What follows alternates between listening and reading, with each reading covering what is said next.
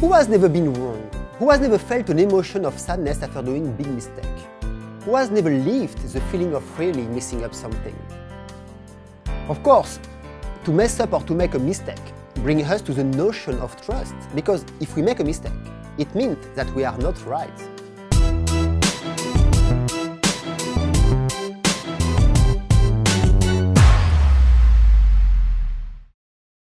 Hi, welcome to Just for Sharing. Today we'll speak about psychology. My name is Inattention and I am the founder of Study the Mind. When we say something, we make a judgment. And a judgment is an affirmation about reality. In other words, a position on the real. The faculty to judge is a spiritual faculty. It means that is not a mechanical process. It's a faculty which is linked to the subject himself. In other words, you, me, and the others. So, by way of cause and effect, the person who judges, me, you, or someone else, is always held responsible for a judgment. Do you follow me? Okay, so why I'm talking about the faculty of judging to present you the reasons you made mistakes? Well, simply because we'll see that what caused a mistake is, in every sense, is to get away from reality. And, as I told you just before, a judgment is a stand of the real. So, just for this video, I would like to give you a very simple definition of the word real, in the meaning that I understand it. The real, it's everything that is at the moment in the present moment. So, if in the present moment I see something, then it's real. If I feel something right now, then it's real too. Does this make sense for you?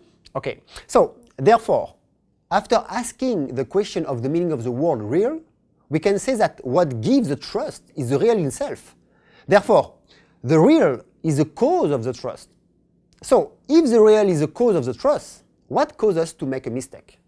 Is to get away from the real, to leave the present moment. Shortly, the real reason we make mistakes are not outside ourselves. Indeed, they are within ourselves, while the cause of the trust are in the real.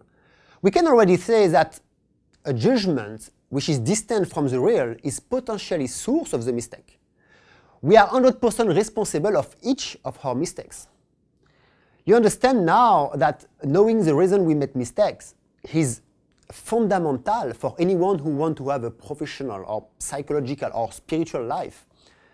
So, what are the 6 reasons we made mistakes? I discovered them in 1993 during a training course of 3 years in holistic psychology in Nantes to become an advisor in human and psychotherapist relation. At that time, we didn't talk yet about coaching. So the first reason we make mistake is inattention. Inattention is when we say something without being aware of, or when we do something without being in attendance to what we do. An example. An husband cheats on his wife and has a conversation with her about it. As he talks with his wife, he thinks about his mistress. Suddenly, he tells his wife, "You're wrong, Françoise," who is the name of his mistress. Where is he? In the real or out of the real? His physical body is there with his wife, but his mind, his thoughts, are turned to this mistress. This is what we call an inattentive judgment. The same thing can occur if we climb up, on a tree, and instead of looking where we put our feet and hands, we look at the bird flying. And boom, we fall. It's a careless mistake. In both cases, whether it was a word or an action, a detachment of his own presence on the present moment happens. And these detachments which produce a mistake. The second reason we make mistakes is precipitation. Whether it's by speaking or acting, precipitation is a major source of mistakes. It can moreover be combined with inattention. When I was 10 years old, I lived on Martinique Island, and in class, I always sat by the window where I could see the sea. And I had only one idea in mind, at the end of the day, to go swimming and do water sports. And when we had a French dictation, I thought only of the sea. Besides, I was not very friendly with the teacher. Not at all attentive to what she dictated. And I never read again my copy because I wanted to get out, because we could go outside as soon as we had finished. As a result, I accumulated inattention and precipitation. In short, My French average at the time was approaching 2 out of 20. And living in Bali for such a long time, I didn't fix things. I speak most of the time English with my French accent and Indonesian, and sometimes I lose my French. My mistakes at this time were due to my precipitation to leave the classroom.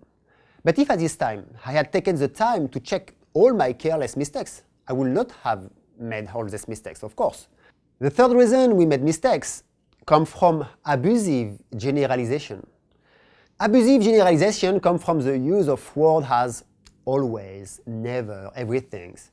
You know, like I always done it, like that. So it's not now that it's going to change. Or the person will say, listen, I've been doing this for 20 years, so I know better than you.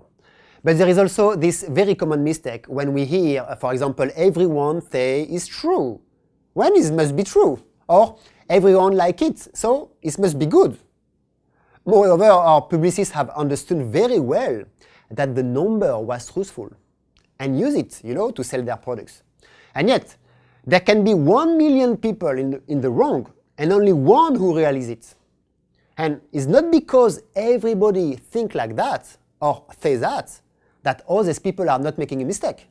If you are alone thinking differently and you are centered on yourself, on the present, an advice, trust yourself, your intuition, and not the number. You will make very the difference, as these, Steve Jobs, Gandhi, Einstein, and many others. The fourth reason we made mistakes is emotional disturbance.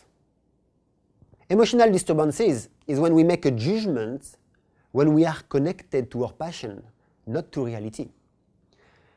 I spent all my life, doing kite surfing, snorkeling, canyoning, diving, and by dint of overdoing, I found myself between life and death. And in 2016, I had an abandon on any extreme sport at the risk of not being able to speak to you today. But at the time, I spent a lot of money in gears, in holiday places, or places where to spend a weekend with my family. My choices were not related to reality, but in relation to my inner passion. So, for someone who has a stable and comfortable financial life like me, it didn't have too much impact. But for those who have a difficult financial life, the decision taken focused on passion can be, I will say, very devastating. It's the same when we want to express ourselves and feel that the other person can understand what really animates us. Our word then can overcome our thoughts and turn against us.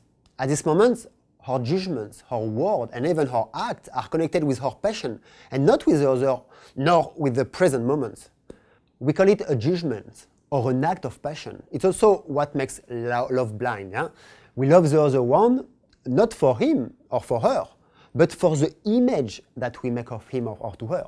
In other words, we are focused on our personal passion, our own passionate emotion, and the burning fire within us.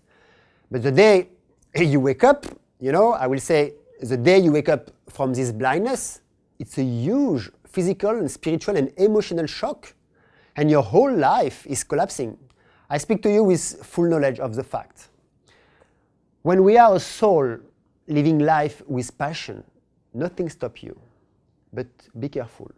If you decide to stay on the rail, and on the rail of the passion, you must accept that the mistake can be fatal, and you must have enough resources to be able to recover.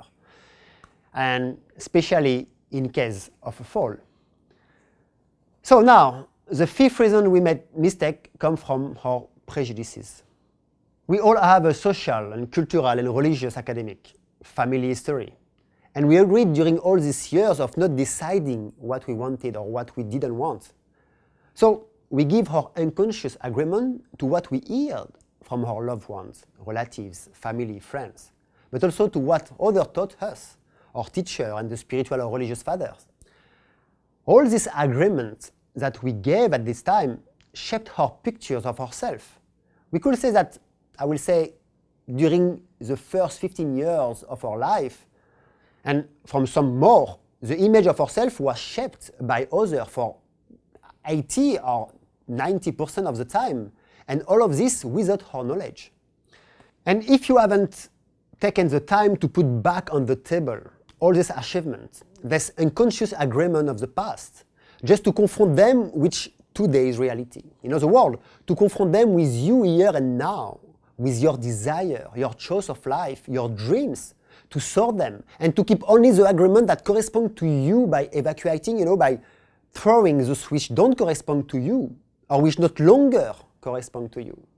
So, if you haven't taken this time, you will continue to express or to think of how you were educated or informed when you were younger and not at the age to choose.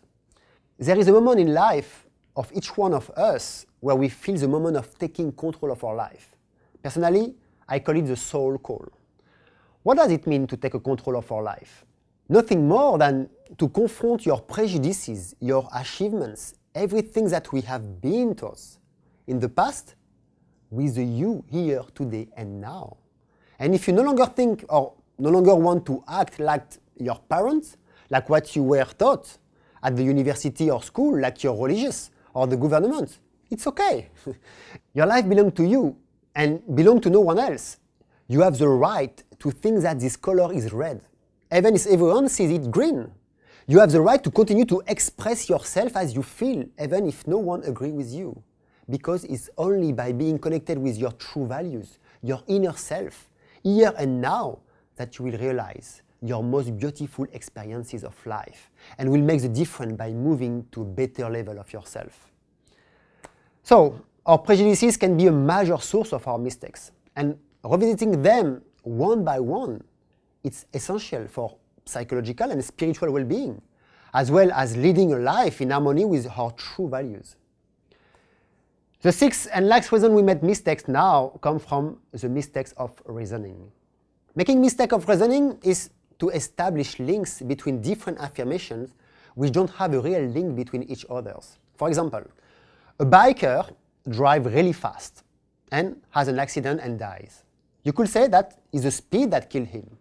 This is a mistake of reasoning, because he killed himself because of the speed, but it's not the speed that killed him. In the same way as hearing someone saying, "It's life that wants that," or "Time will do its work." Life is worth nothing and time won't do anything. Speed, time, life are not substances, but attributes. By saying that, we tend to personify attributes. So, to resume, we make mistake by precipitation, inattention, generalization, emotional disturbances, conditioning, and reasoning. So now, how to avoid these mistakes? There are two parallel ways to treat these 6 mistakes.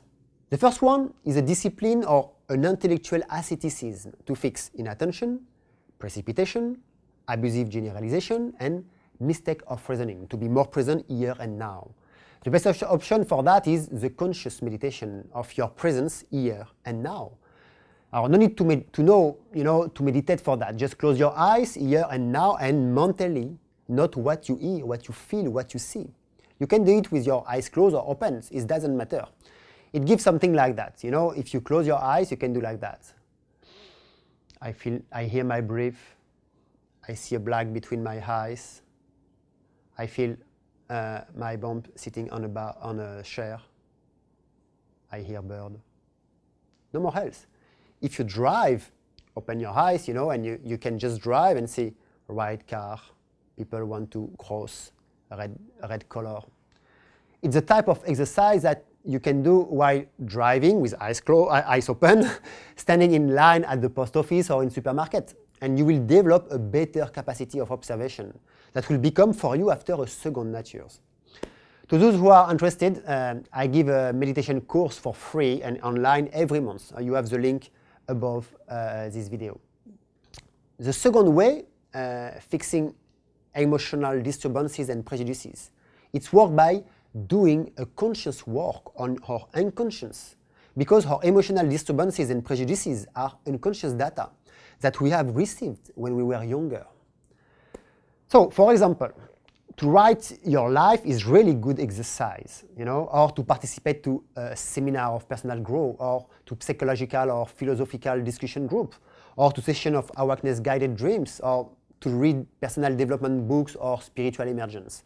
And the most important is to put into practice what you read, to confront your reading with reality, your reality. Or to write on a notebook all your beliefs, all your philosophy, and for each of them, you ask yourself some question. Is it really me? Do I really think that? And answer it. And if the answer is no, it's time to clean up.